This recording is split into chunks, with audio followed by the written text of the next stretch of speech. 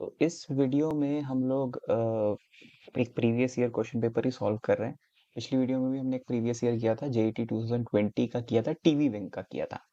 जो part A MCQ part TV wing का किया था। इस वीडियो में फिल्म विंग का ऑब्जेक्टिव टाइप करेंगे। दोनों का स्कीमा ऑफ एग्जामिनेशन सेम था पहले। अभी मतलब अभी भी सेम है टीवी विंग और फिल्म विंग का, बस उनका अभी मार्क्स डिस्ट्रीब्यूशन चेंज हो गया है। तो उस वीडियो में मैंने स्कीम ऑफ एग्जामिनेशन डिस्कस किया, तो आप डेफिनेटली एक बार वो चेकआउट करना। ठीक है, तो हम लोग स्टार्ट करते हैं पहले क्वेश्चन से। The archaeological site of Dholavira, archaeological site of Dholavira is associated with which of the following? Maurya era, Gupta era, Buddhist memorial है, इंडस वैली सिविलाइजेशन। तो ये इसका आंसर है इंडस वैली सिविलाइजेशन। अगर आपने वो सीरियल देखा हो तारक मेहता का उल्टा चश्मा, तो उसमें एक बार बार गांव का नाम आता है, बचाओ बचाओ गांव। तो बचाओ गांव के पास में ही है ढोलावीरा। और मतलब बचाओ गांव तहसील है, और जो डिस्ट्रिक्ट है वो कच्छ है, गुजरात में ही है। तो वहाँ जो रेलिक्स मिले थे वो इंडस वैली सिविलाइजेशन के मिले थे। कहाँ? ढोलावीरा में। ठीक है, कहाँ पर है? गुजरात में है, कच्छ में। और बचाओ गांव है। नेक्स्ट है the Heliodorus pillar erected by Greek ambassador during the rule of the Shunga dynasty is found in the vicinity of which town? तो यहाँ पे एक पिलर की बात हो रही है, Heliodorus pillar erected by Greek ambassador during the rule of Shunga dynasty. ठीक है, शुंगा डायनेस्टी का तब रूल था। किस एंशियंट टाउन की विसिनिटी में? तो इसका आंसर है विदिशा। ठीक है, विदिशा इसका आंसर है। और कई लोग इसको दूसरे नामों से भी जानते हैं, है ना। बेसनगर नाम से भी जानते हैं। और वैसे ये विदिशा एंशियंट टाउन है। नेक्स्ट है बुरनपुर, अ मेजर मिलिट्री आउटपोस्ट। ठीक है, तो ये आप इसी में बता रखा है कि मेजर मिलिट्री आउटपोस्ट है बुरनपुर में ड्यूरिंग मुगल एरा का। ठीक है, मुगल रूल का। Is situated besides which river? Burhanpur major military outpost during Mughal rule is situated besides which river? तो ये मध्य प्रदेश में है बुरनपुर, और जो रिवर है वो ताप्ती है। ठीक है, जो रिवर है वो ताप्ती है। ठीक है, यहाँ पे एक मेजर मिलिट्री आउटपोस्ट था ड्यूरिंग मुगल रूल। मध्य प्रदेश में है बुरनपुर, और रिवर ताप्ती के पास है। नेक्स्ट है Borgeet is a series of songs composed by which saint poet in India? तो बोर गीत दरअसल सीरीज ऑफ सॉन्ग है जो एक हिंदुस्तानी क्लासिकल डांस में इस्तेमाल करते हैं। सीरीज ऑफ सॉन्ग्स को, वो डांस है सतरिया, असम का डांस है ये। और जिन्होंने ये डांस और जिन्होंने डांस या गाने कंपोज किए थे, उनका नाम था शंकर देव। ठीक है, शंकरा देवा भी कहते हैं कोई लोग, और शंकर देव यहाँ पे दे रखा है। तो शंकर देव इज द राइट आंसर। ठीक है, बोर गीत याद रखिएगा, सतरिया डांस में इस्तेमाल होता है। सतरिया एक असमीज डांस है। ठीक है, असमीज डांस है एक सतरिया। और और ये मतलब अधिकतर मेल डिवोटीज परफॉर्म करते हैं। तो ये चीज़ आप ध्यान रखिएगा। और शंकर देव ने ही सत्रिया डांस भी दिया था और बोर गीत दिए थे। चलिए आगे बढ़ते हैं, पहले 4 क्वेश्चन हो गए हमारे। नेक्स्ट है हमारा फुमड़ी और floating islands are found in which lake? तो फुमड़ी या फ्लोटिंग आइलैंड्स ये मणिपुर में मिलेंगे आपको। और ये जो लेक है वो है हमारी लोकतक लेक। ठीक है, फुमड़ी, जब मैं आपको फोटो दिखा देता हूँ फुमड़ी की, तो आपको समझ आ जाएगा।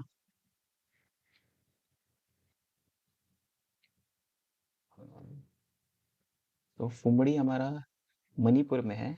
और ऐसे ये, अगर आप देख पा रहे हैं, ऐसे आइलैंड हैं छोटे छोटे। तो फ्लोटिंग आइलैंड्स हैं मणिपुर में। इम्फाल के पास में लोकतक लेक है, वहां पर है। ठीक है, Loktak lake is the right answer. Next है the Indian national anthem Jana Gana मन is a part of longer poem. ठीक है, एक लॉन्गर पोएम का पार्ट है। First published in which year? तो इसमें कई सारी चीजें नोट करने वाली है। पहले तो जन गण मन किसने लिखा था? रविंद्रनाथ टैगोर जी ने, सबको पता है ये बात। रविंद्रनाथ टैगोर जी ने लिखा था। इसमें बोला है part of a longer poem. तो उस लॉन्गर पोएम का नाम क्या था? भारतो भाग्यो विधाता। विधाता बंगाली में बी लग जाता है वी की जगह। तो भारतो भाग्यो विधाता, है ना, वो लॉन्गर पोएम थी। 5 स्टेंजा है उसमें से, जिसमें से पहला स्टेंजा लिया गया है जनगण मन, वहां से आया है। ठीक है, तो ये एक पोएम, जो लॉन्गर पोएम थी, ये फर्स्ट पब्लिश हुई थी 1905 में, जहां तक मेरा अनुमान है। एक बार जस्ट क्विकली हम लोग देख लेते हैं। जनगण मन फर्स्ट पब्लिश्ड, हाँ देखिए 1905 में इशू हुई थी, 5 में सबसे पहली बार पब्लिश हुई थी तत्वबोधिनी में। तत्वबोधिनी एक पत्रिका थी, उसमें पब्लिश हुई थी, और 1911 में इसे अडॉप्ट किया था एज अ, मतलब अडॉप्ट एज इन पहली बार इसको गाया गया था, है ना। इंडियन नेशनल कांग्रेस ने इसे पहली बार एक सेशन में गाया था कैलकाटा में। तो यहाँ पे याद रखने वाली बातें क्या है, पहले तो चीज 1905 में तत्वबोधिनी पत्रिका में पहली बार जनगण मन एज इन भारतो भाग्यो विधाता एक पोयम की तरह पब्लिश हुआ था 1905 में, तत्वबोधिनी पत्रिका में। ठीक है, भारत भाग्यो विधाता एक 5 स्टैंजा की पोयम थी, जो 1905 में पहली बार पब्लिश हुई थी तत्वबोधिनी पत्रिका में। 1911 में इसका पहला स्टैंजा ले लिया गया, और इंडियन नेशनल कांग्रेस ने अपने सेशन, अपने जो उनकी मीटिंग थी, जो उनका सेशन था 1911 में जो हुआ था, उसमें उन्होंने पहली बार इसके फर्स्ट स्टैंजा को एज आर नेशनल एंथम की तरह गाया था, कि हमारा नेशनल एंथम होगा। तो जनगण मन फर्स्ट स्टैंजा है भारत तो भाग्यो विधाता का, जो 1905 में पहली बार पब्लिश हुई थी। ठीक है, तो 1905 is the right answer. Next है, to which country did Jorge Luis Borges belong. तो इसका सही आंसर है अर्जेंटीना। जॉर्जे बोर्जेस एक बहुत बड़े राइटर हैं, शॉर्ट स्टोरी लिखी है उन्होंने, कई सारे आर्टिकल्स लिखे हैं। तो वो अर्जेंटीना के थे, उनकी डेथ स्विट्जरलैंड में हुई है।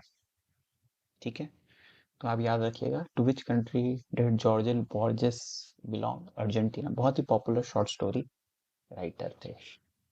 नेक्स्ट है, beside Sherlock Holmes which among the character was created by sir Arthur Conan Doyle. तो सर आर्थर कैनन डॉयल वो is the creator of Sherlock Holmes. Sherlock Holmes के अंदर भी कई सारे कैरेक्टर्स हैं जिनके नाम आपको पता होना चाहिए। मोरियारिटी, प्रोफेसर मोरियारिटी है, मिसेस हटसन है ना। तो ये कैरेक्टर्स हैं। साथ ही साथ और कौन सा popular character sir Arthur Conan Doyle ने क्रिएट किया है, इस प्रोफेसर चैलेंजर। ठीक है, प्रोफेसर चैलेंजर फर्स्ट अपीयर करते हैं द लॉस्ट वर्ल्ड, एक किताब लिखी थी सर आर्थर कैनन डॉयल ने, उस पे फिल्म भी बनी है। तो उस में प्रोफेसर चैलेंजर थे, जो काफी एग्रेसिव बंदा है, काफी अपोजिट हैं शेरलॉक होम्स के। शेरलॉक होम्स इज काम एंड वेरी पीसफुल पर्सन, और यहाँ पे प्रोफेसर चैलेंजर बिल्कुल उल्टे हैं, बहुत ही एग्रेसिव कैरेक्टर है। तो लॉस्ट वर्ल्ड एक पहली किताब थी सर अर्थर की, मतलब पहली किताब में, मतलब पहली अपीयरेंस थी उस किताब में प्रोफेसर चैलेंजर की, और आगे भी वो कई सारी किताबों में आए हैं सर अर्थर कैनन डॉयल की। ठीक है, तो नेक्स्ट हम आगे बढ़ते हैं। नेक्स्ट जो हमारा क्वेश्चन है, who painted the renowned work title brides toilet. इसका राइट आंसर है हमारा अमृता शेरगिल जी। ठीक है, जिनको देखनी है फोटो में जल्दी से दिखा देता हूँ पेंटिंग की। और ये जो पेंटिंग है जो आप ये देखने वाले हो, it has been inspired from Ajanta murals. ठीक है, अजंता में ऐसे म्यूरल्स हैं, तो वो ऐसी ही दिखती है पेंटिंग, तो आप देख पा रहे होगे, है ना। तो ये हमारी ब्राइड्स टॉयलेट अमृता शेरगिल जी की पेंटिंग है। तो काफी ये इंस्पायर्ड है अजंता म्यूरल से। ठीक है, आप आपके पास अगर और टाइम हो तो आप म्यूरल्स के बारे में और देखिए, क्या मिनिएचर पेंटिंग्स के बारे में देखिए, पेंटिंग्स पढ़ के जाइएगा, है ना। क्योंकि 20 मार्क्स का तो आर्ट एंड कल्चर आएगा, तो पेंटिंग्स अगर आपको पता होगी, Gothic, baroque, romanticism, expressionism, post expressionism, तो उसके आ, एक दो भी दो क्वेश्चन तो जरूर आएंगे ही आएंगे। ठीक है, moving ahead. Bhatari Phulwari, a collection of short stories, is written by which author? तो बातारी फुलवारी, अगर आप थोड़ी राजस्थानी जानते हैं तो आपको समझ आ जाएगा, ये राजस्थानी बात हो रही है, और विजयदान देता एक राजस्थानी राइटर थे। बाकियों का मेरे को आइडिया नहीं है। आप प्लीज रिसर्च करिएगा इसके बारे में भी। बट विजय दाम देता वॉज अ राजस्थानी राइटर, जिनकी ये किताब थी बातारी फुलवारी, जिसमें कलेक्शन ऑफ शॉर्ट स्टोरीज है। ठीक है, अगर पूछे कि बातारी फुलवारी कौन सी लैंग्वेज है तो राजस्थानी। ठीक है, तो ये चीज आप ध्यान रखिएगा। ओके, नेक्स्ट है with which discipline of art creation is Bill Viola associated. तो अगर आप बिल वॉयलर के बारे में पढ़ेंगे तो आपको पता चलेगा वो वीडियो आर्ट से एसोसिएटेड है। अब आप पूछेंगे वीडियो आर्ट होता क्या है। तो वीडियो आर्ट दरअसल it is it may be collection of videos, it may be collection of visuals, है ना। फिल्म के कुछ सीक्वेंसेस हो सकते हैं और उससे कुछ आप एक्सप्रेस करने की कोशिश कर रहे हैं, दैट इज वीडियो आर्ट।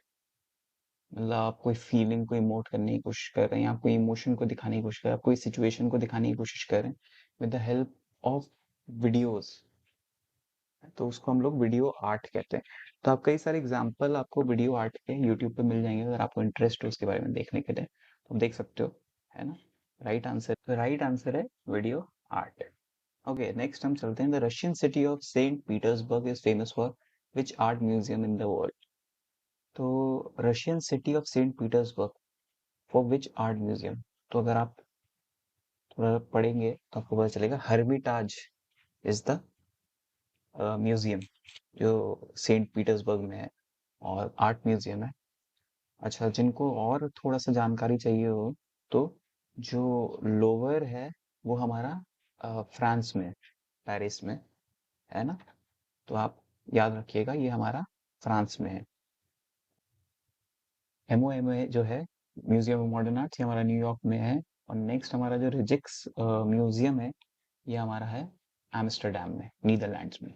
ठीक है, तो लोवेर हमारा फ्रांस, पेरिस, पेरिस फ्रांस, हर्मिटाज तो सेंट पीटर्सबर्ग में रशिया में, एमओएमए न्यूयॉर्क यूएसए, इसका फुल फॉर्म है म्यूजियम ऑफ मॉडर्न आर्ट। और रिजिक्स म्यूजियम जो है हमारा एम्स्टरडेम नीदरलैंड्स में। ठीक है, नेक्स्ट है henge. Henge is related to the cultural space of which language. तो जो हेंजे होता है ना, यहाँ पे पूछा है cultural space of which language.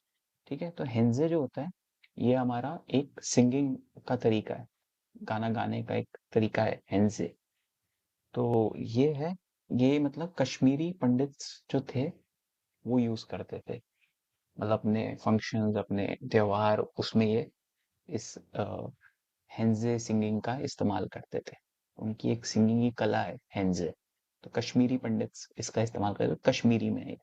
ठीक है, the Sentinelese tribe, the Sentinelese tribe is associated with which part of India. तो इसका करेक्ट आंसर है Andaman and Nicobar islands. Majorly Nicobar islands में ट्राइब बस्ती थी, बस्ती है अभी भी शायद। तो ये अंडमान एंड निकोबार आइलैंड्स इसका करेक्ट आंसर है, सेंटिनलीज ट्राइब का। ओके, नेक्स्ट हमने 14 कर लिए, 15 की आखिरी है आर्ट एंड कल्चर का, इसके बाद हमारा वो स्टार्ट हो जाता है फिल्म्स का। तो इस बार क्या है कि अब से जो 2021-22 में भी जो पेपर हुआ था और अब जो होने वाला है 2022 में, अब ऐसे आर्ट एंड कल्चर के पहले 15 क्वेश्चन आते थे, अब 20 आएंगे, मतलब 5 और आएंगे। ठीक है, अभी तो 15 पे आर्ट एंड कल्चर खत्म हो जाएगा।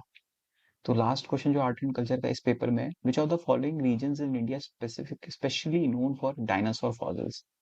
तो कच्छ में पाए गए थे डायनासोर फॉसिल्स, और हमारा महाराष्ट्र में भी पाए गए हैं। तो यहाँ पे महाराष्ट्र ऑप्शन में नहीं है, बट अगर आए तो कच्छ और Maharashtra are the major ones जहाँ पे डायनासोर फॉसिल्स मिले हैं।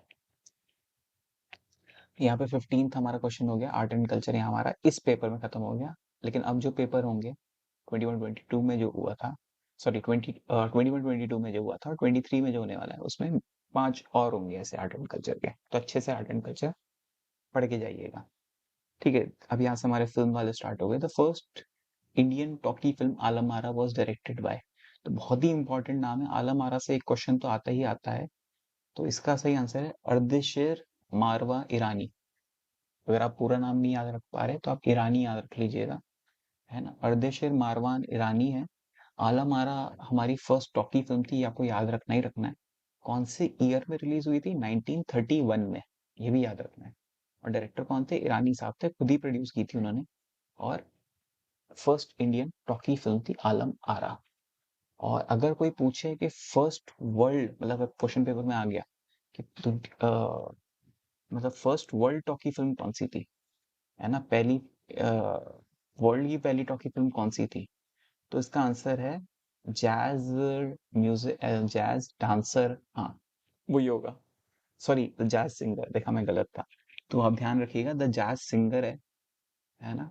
ये फर्स्ट टॉकी फिल्म थी, वर्ल्ड की पहली टॉकी फिल्म थी, और यूएस की फिल्म थी, अमेरिका की फिल्म थी, और ये 1927 में रिलीज हुई। और उसी के 4 साल बाद इंडियन टॉकी फिल्म भी आई जिसका नाम था आलम आरा, मतलब 1931 में आई, 31 में। और उसे डायरेक्ट किया था ईरानी साहब ने, अर्देशर मारवान ईरानी साहब ने। तो आप ये चीजें ध्यान रखिएगा। नेक्स्ट क्वेश्चन है, the first colour film in India was made in the year. ये भी आपको याद रखना, पहली कलर फिल्म कौन सी थी या किसने बनाई थी, ये भी याद रखिएगा। तो फर्स्ट कलर फिल्म जो थी हमारी, वो किसान कन्या थी, है ना, जो लगभग 6 साल बाद आई थी हमारी फर्स्ट टॉकी फिल्म के बाद। फर्स्ट टॉकी फिल्म 1931 में आई है, तो ये किसान कन्या आई थी 1937 में। तो इसका राइट आंसर है 1937। अच्छा, एक और चीज यहाँ पे याद रखने वाली है कि डायरेक्टर कौन थे इसके, किसान कन्या के डायरेक्टर कौन थे जो हमारी वो है, तो मोतीलाल करके थे।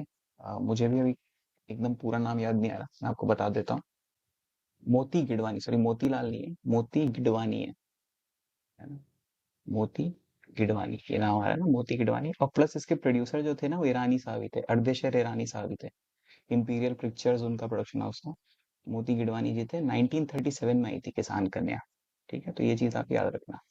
First color film in India was Kisan Kanya, which was made in the year 1937. Director was Moti Gidwani. Producer was Ardeshan Marwan Irani. ठीक है, आप नोट्स बना लीजिएगा इसके, काम आएंगे आप। हाँ, नेक्स्ट है हमारा, celluloid used to be projected at a frame rate of, तो इसका आंसर है 24 फ्रेम पर सेकेंड होता था, है ना। सेल्यूलॉइड जो होता था used to be projected at a frame rate of 24। जो हमारा सिनेमा है वो 24 फ्रेम पर सेकेंड पे दिखाया जाता है, प्रोजेक्ट किया जाता है। लेकिन अभी जो रिसेंट में फिल्म आई थी एवेटार, एवेटार 2009 वाली नहीं, जो अभी आई थी द वे ऑफ वाटर, उसमें कुछ सीन्स 48 फ्रेम पर सेकंड में भी शूट और दिखाए गए थे। तो ये है। वैसे सेल्यूलॉइड जो हमारा सिनेमा है वो 24 फ्रेम पर सेकंड पे दिखाया जाता है। ओके, नेक्स्ट है, the film godfather was directed by. तो गॉडफादर से भी क्वेश्चन आ सकते हैं। गॉडफादर हमारी जो फिल्म है वो फ्रांसिस फोर्ड कपोलो ने डायरेक्ट की थी। यहाँ पे एक और नाम दे रखा है मारियो पूजो, कंफ्यूज करने के लिए। मारियो पूजो ने किताब लिखी थी गॉडफादर, जिसपे गॉडफादर फिल्म बेस्ड है। तो मार्लन ब्रांडो ब्रांडो जो थे वो द रियल गॉडफादर थे, मतलब फिल्म में वो गॉडफादर गॉडफादर थे जिनकी डेथ हो जाती है, जिनको मार दिया जाता है फिल्म के अंदर। तो वो तो एक्टर है मार्लोन ब्रांडो, और फ्रांसिस फोर्ड कपोलो डायरेक्टर थे। मारियो पूजो की किताब थी, मतलब असली राइटर मारियो पूजो हैं। और फ्रांसिस फोर्ड कपोलो की डॉटर भी हैं, सोफिया कपोलो, जो कि गॉडफादर 3 में भी थी, बाद में वो फिल्म मेकर बन गई थी, जिनकी एक बहुत ही पॉपुलर फिल्म है, एक सेकेंड, लॉस्ट इन ट्रांसलेशन। तो एक फिल्म है लॉस्ट इन ट्रांसलेशन, अगर आप सिनेमा एंथुसियास्ट हो तो आप जरूर देखिएगा। इसमें बिल मरे है, स्कारलेट जोहानसन है, काफी सुंदर फिल्म है।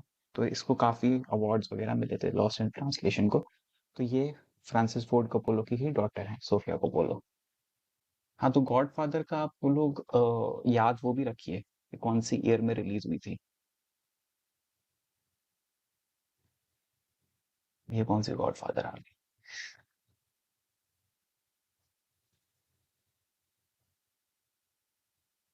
तो गॉडफादर हमारी रिलीज हुई है 1972 में। ठीक है, 1969 में नॉवल आई थी, और 1972 में हमारी फिल्म रिलीज हुई थी, 3 साल बाद लगभग। ठीक है, तो आप वो ध्यान रखिएगा। किताब लिखी किसने थी, मारियो पूजो ने। डायरेक्टर कौन थे, Francis Ford Coppola. The first Academy Award ceremony was held in the year 1929। ठीक है, ये आपको बिल्कुल याद रखनी है डेट।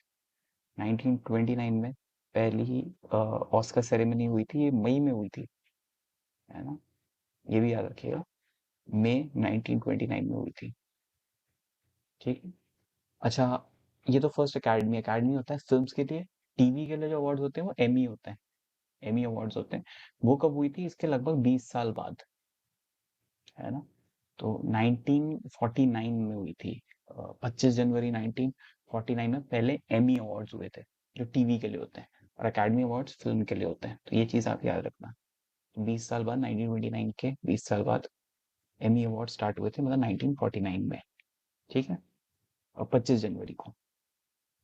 ओके। और ये तो आपको याद रखना है कि एकेडमी अवार्ड पहले कब हुए थे? 1929 में। एकेडमी अवार्ड मतलब ऑस्कर अवार्ड्स।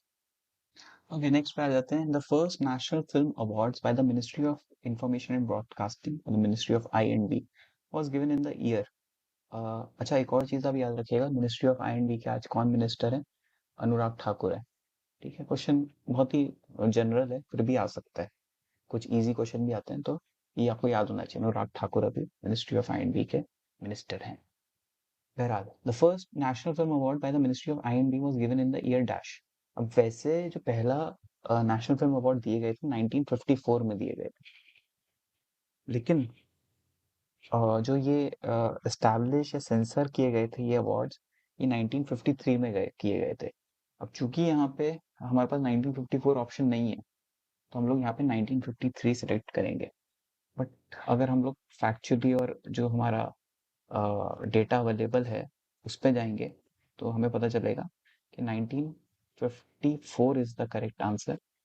बट क्योंकि 1954 इज द, या 1954 is the correct answer, but यहाँ पे है नहीं, तो 1953, क्योंकि सेंसर्ड या फिर हो सकता है उस टाइम डिसीजन आया हो कि 1953 में देना स्टार्ट करेंगे, या 1953 की फिल्म्स को 1954 में अवार्ड किया हो, इसलिए 1953 यहाँ पे दे रखा है। क्योंकि ऐसा होता है ना, जैसे 2023 में 2022 की फिल्मों को जज किया जाएगा और उन्हें अवार्ड दिया जाएगा, शायद उस बिना पर यहाँ पे 1953 दिया गया है। नेक्स्ट है, the first Dada Saheb Phalke award was received by. तो आंसर इज देविका रानी। ठीक है, इनको फर्स्ट लेडी ऑफ सिनेमा भी कहते हैं। ये एक एक्ट्रेस थी, और इनको पहला दादा साहब फाल्के अवार्ड मिला था। ये भी याद रखिए कि 2023 में किसको मिला है दादा साहब फाल्के अवार्ड? तो रेखा जी को मिला है। ठीक है, तो आप ये भी याद रखिएगा। ठीक है, रेखा जी को 2023 में मिला है, 2023 में दादा साहब फाल्के अवार्ड। सबसे पहले देविका रानी को मिला था 1969 में मिला है, पहली बार तभी ही इंस्टीट्यूट किया गया था ये अवार्ड, दादा साहब फाल्के अवार्ड। उससे पहले उनको 1958 में, 1958 में गवर्नमेंट ऑफ इंडिया ने पद्मश्री दिया था, जो कि फोर्थ हाईएस्ट सिविलियन ऑनर है। तो उनको फर्स्ट लेडी ऑफ सिनेमा भी कहा जाता है। नेक्स्ट है, aspect ratio defines the size of the projection, projection, colour of the projection, shape of the projection, brightness. अब कलर और ब्राइटनेस तो बिल्कुल ही नहीं है ना, ये दोनों तो बिल्कुल ही नहीं है, तो सब जानते होंगे आई गेस। कलर और ब्राइटनेस है ही नहीं। अब साइज और शेप में बहुत लोग कंफ्यूज होंगे। तो अगर हम देखें, तो हमेशा शेप की ही बात होती है एस्पेक्ट रेशियो में। 16:9 या 9:16, जो हमारा रील का फॉर्मेट है, यूट्यूब शॉर्ट्स का जो फॉर्मेट है, 9:16। 16:9 हमारा लैंडस्केप वीडियो फिल्म्स का जो फॉर्मेट होता है, वाइड स्क्रीन होता है। तो it's the shape of the projection. ठीक है, साइज नहीं होता। कई लोग साइज कर देंगे यहाँ पे मार्क, पर साइज नहीं होता एस्पेक्ट रेशियो। एस्पेक्ट रेशियो होता है हमारा शेप। 16:9, ठीक है, 4:3, या 9:16। तो यहाँ पे ये चीज ध्यान रखने वाली है, shape of the projection. Who coined the term MacGuffin in cinema? MacGuffin होता क्या है? मैकगफिन इज बेसिकली, अगर मैं आपको एक सिंपल शब्दों में समझाऊं, तो एक फिल्म है, मान लीजिए उसमें कोई मर्डर मिस्ट्री होती है। मर्डर मिस्ट्री से स्टार्ट होती है फिल्म, किसी का मर्डर होता है, लेकिन वो फिल्म मर्डर मिस्ट्री मतलब स्टार्ट होती है इन्वेस्टिगेशन से, और फिल्म कोई एक षड्यंत्र के बारे में खुलासा करती है। फिल्म का प्लॉट मतलब उस मर्डर मिस्ट्री से स्टार्ट होता है, लेकिन वो धीरे धीरे धीरे जाके कुछ और ही कहानी बन जाती है, और हम उस कहानी में ज्यादा इन्वॉल्व हो जाते हैं, रादर देन हम वो भूल जाते हैं मर्डर मिस्ट्री के बारे में। दैट इज मैकगफिन, कि हमने कुछ ऐसा सेटअप किया जिसने हमारी स्टोरी या कैरेक्टर्स को एक जगह पे ले आए, और फिर उससे कुछ नई कहानी इवॉल्व हुई जो हमारा कहानी का कोर प्लॉट बना, जो इंटरेस्टिंग प्लॉट बना। जैसे अगर मैं सिंपल शब्दों में समझाऊं तो आपने रंग दे बसंती देखी होगी। तो रंग दे बसंती में मैकगफिन भी यूज किया गया है।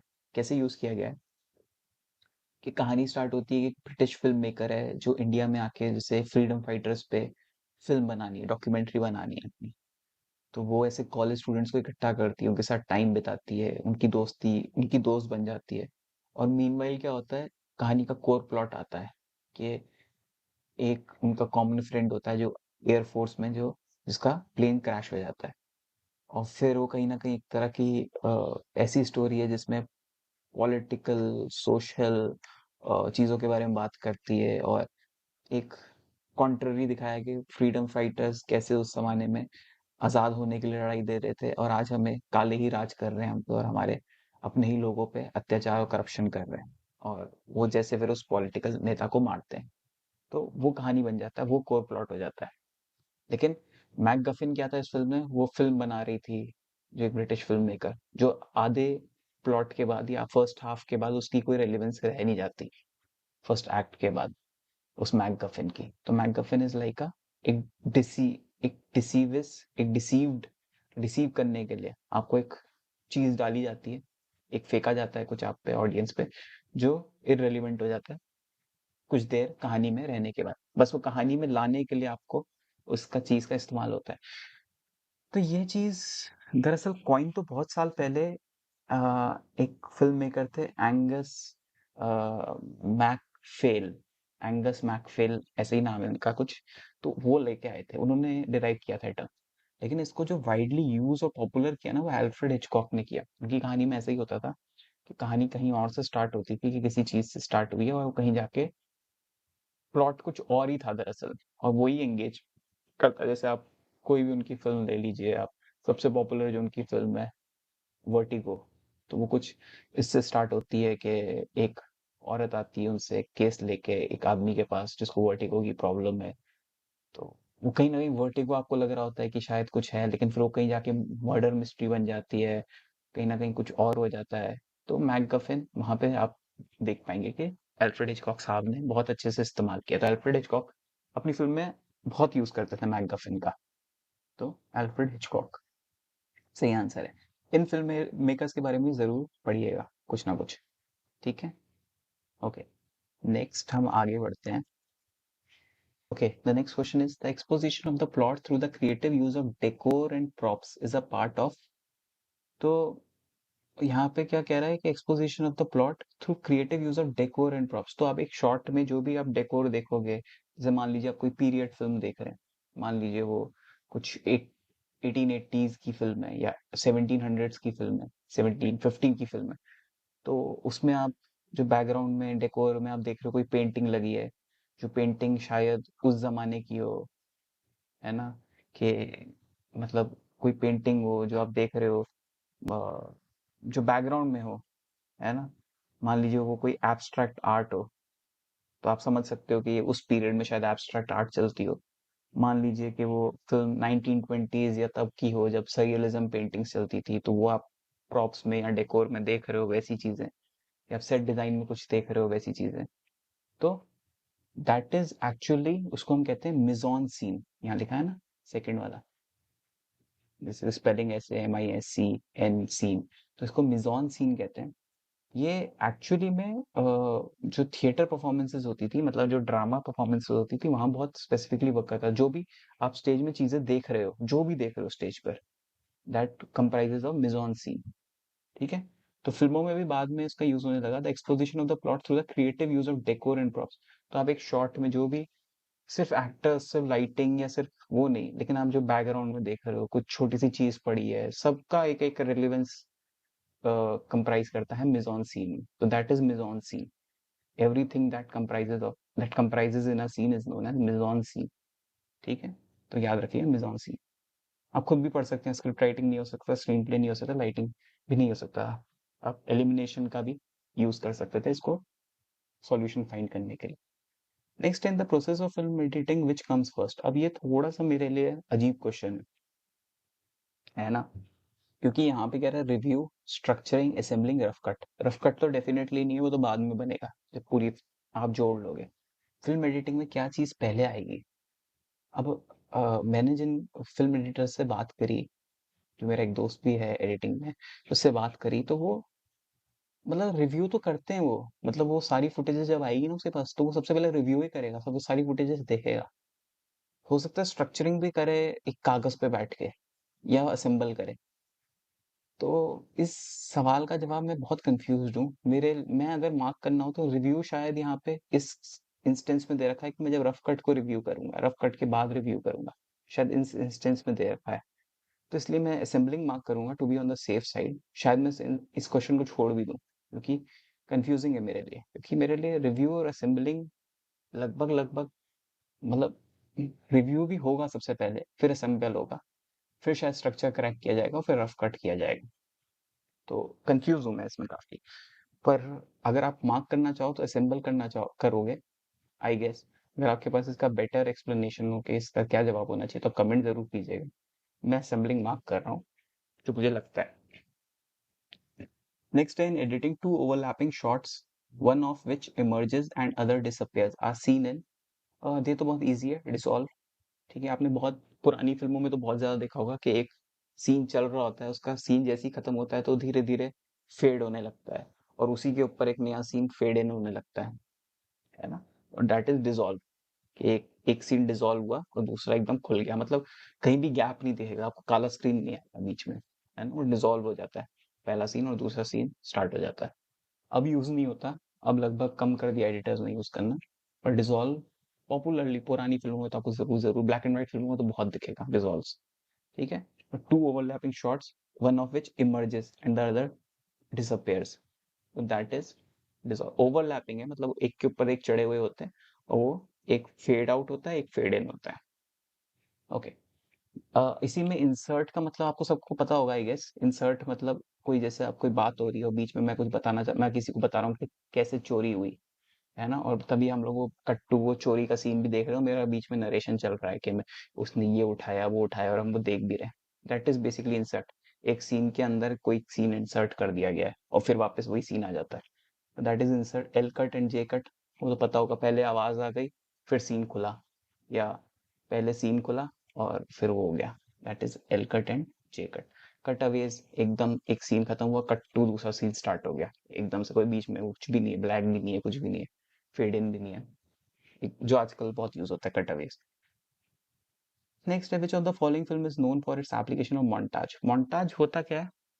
जैसे मान लीजिए कि जैसे आपने रॉक स्टार देखी हो, तो रॉक स्टार में कितना सारा मोन्टाजेस है, कि मतलब अब उसमें कोई, जैसे कुन फाया कुन गाना बस चलता है, तो कुन फाया कुन के अंदर, उस गाने के अंदर पूरा दिखाया कि रणबीर कपूर एंटर हुआ उसमें, प्लस वो वहाँ पे गिटार बजाने लगा तो उसको स्पॉट कर लिया उन्होंने, म्यूजिशियंस ने, हजरत निजामुद्दीन दरगाह के म्यूजिशियन ने उसको गवाने को दिया, वहाँ पे मौका दिया कवाली गाने का। और वो पूरे 5-6 मिनट के गाने में पूरी चीज कन्वे हो रही है, बिना डायलॉग, बिना, मतलब बस एक छोटे छोटे छोटे छोटे छोटे शॉर्ट्स, मतलब छोटे छोटे आप शॉर्ट्स देख रहे हो, छोटे मोन्टाजेस देख रहे हो, तो उसमें वो पूरी बात कन्वे हो रही है, पूरी एक कहानी, जर्नी बताई जा रही है। तो मोन्टाजेस इज बेसिकली कि आप पूरा सीन नहीं देख रहे, आप छोटे शॉर्ट्स देख के आप अ, पूरी उसमें जर्नी बताई जा रही है। या हम जैसे कभी एस्टैब्लिश करने के लिए यूज करते हैं कि एक दिल्ली को एस्टैब्लिश करना है, तो दिल्ली का मोन्टाज डाल दिया कि दिल्ली में लोग जॉगिंग कर रहे हैं इंडिया गेट के पास, फिर दिल्ली में कोई चीज, कोई ब्रिज है तो ब्रिज का शॉट दिखा दिया, और फिर वहां से सीन स्टार्ट होता है नया। तो दैट इज मोन्टाजेस, जो छोटे छोटे अंश होते हैं ना, जो फिल्म की कंटिन्यूटी बिठाते हैं, जो फिल्म को एक क्या कहते हैं, कंप्लीट करते हैं अपने आप में। Those are montages. जैसे कुन फाया कुन गाने में कई सारे शॉट्स हैं कि वो कभी खाना खा रहा है, कभी सो रहा है, कभी गाना बजा रहा है, कभी ये कर रहा है, बट वो कोई एक सीन नहीं है proper. They are like little little little montages, जो एडिटर ने जोड़े हैं अपने हिसाब से। Those are montages. तो which of the following is known for its application of montage. एक बहुत पॉपुलर फिल्म है बैटलशिप पोटेमकिन, इसको प्रोपेगेंडा फिल्म भी कहते हैं कई फिल्म मेकर्स, जिसमें उन मोन्टाजेस का बहुत इस्तेमाल हुआ है, मतलब बहुत सारे मोन्टाजेस का इस्तेमाल हुआ है। Battleship Potemkin. ओके, नेक्स्ट आगे बढ़ते हैं। तो याद रखना मोन्टाजेस के लिए किस फिल्म को बहुत ज्यादा अक्लेम, या किस फिल्म को माना जाता है, it is Battleship Potemkin. Okay. Next is what is the second film of Apu trilogy by Satyajit Ray. तो एग्जाम के पर्सपेक्टिव से सत्यजीत रे के बारे में आपको जो मिला पढ़िएगा। सत्यजीत रे को एक लाइफ टाइम अवार्ड भी मिला है ऑस्कर की तरफ से, एकेडमी अवार्ड की तरफ से। वो कौन से ईयर में मिला है, वो आप जरूर होमवर्क है, आप पढ़िएगा। तो second film of Apu trilogy, तो अप्पू ट्रिलॉजी में तीन फिल्में हैं। सबसे पहली आई थी पत्थर पंचाली, ठीक है। सेकंड आई थी अपराजितो, और थर्ड आई थी अप्पू संसार, जिसको वर्ल्ड ऑफ अप्पू भी कहते हैं। तो यहाँ क्या पूछा है, सेकंड फिल्म। तो सेकंड फिल्म थी हमारी अपराजितो। पत्थर पंचाली हमारी पहली थी, सेकंड अपराजितो, और थर्ड थी अप्पू संसार, ठीक है। तो ये आपको पता होना चाहिए। नेक्स्ट है, who among the following director started his career as an editor in the film industry. ये बहुत पॉपुलर है, ऋषिकेश मुखर्जी साहब। इनकी फिल्म थी आनंद, जो बहुत पॉपुलर है, अमिताभ बच्चन राजेश खन्ना वाली। और भी इन्होंने कई फिल्में बनाई। तो बेसिकली इन्होंने अपना career as a editor start किया था। और इनकी पहली फिल्म आई गेस पहला आदमी करके एक फिल्म थी, जो कि जिसमें इन्होंने एडिटिंग की थी। आई गेस वो 1950 में आई थी। उसके 7 साल बाद 1957 में मुसाफिर आई है। मुसाफिर में इन्होंने डायरेक्शन किया था, बाद में डायरेक्टर भी बन गए थे। तो 1957 में, 7 साल बाद। लेकिन सबसे पहले इन्होंने अपना करियर जो स्टार्ट किया था एडिटर की तरह, और शायद असिस्टेंट डायरेक्टर की तरह स्टार्ट किया था। तो इन्होंने, ऋषिकेश मुखर्जी इसका करेक्ट आंसर है। तो ये हमारा पूरा वीडियो था। आई गेस मैंने सारी चीज़ें इसमें कवर कर दी है। अगर कोई भी आपको डाउट हो तो आप कमेंट करिएगा। और आप जो भी हमने पढ़ा है, जो भी मैंने कहा होगा कि इसका ईयर देखिए, जैसे पत्थर पंचाली कौन से ईयर में रिलीज हुई थी, अपराजितो अपूर संसार कौन से में हुई थी, सत्यजीत रे कब ऑस्कर मिला है, वो आप पढ़िएगा। कैरेक्टर्स कौन कौन से क्रिएट किए, फेलुदा क्रिएट किया है ना। ऐसे कई सारे सत्यजीत रे के कैरेक्टर्स है फिक्शनल, जो उन्होंने क्रिएट किया है, तो उनके बारे में पढ़िएगा, क्योंकि कुछ भी आ सकता है। तो ये सब हो गया हमारा ये वाला पूरा पेपर। तो आज के लिए आई गेस इतना ही। Please do subscribe the channel to help support my channel, to help my channel grow. और कोई और बात हो, कुछ बात हो, कोई भी आपको डाउट डाउट तो क्या, आपको कोई बात बतानी हो, या मैंने कुछ गलती कर दी हो इस पूरे लेसन में, तो आप कमेंट में बताइएगा जरूर। Okay, thank you so much, bye, take care.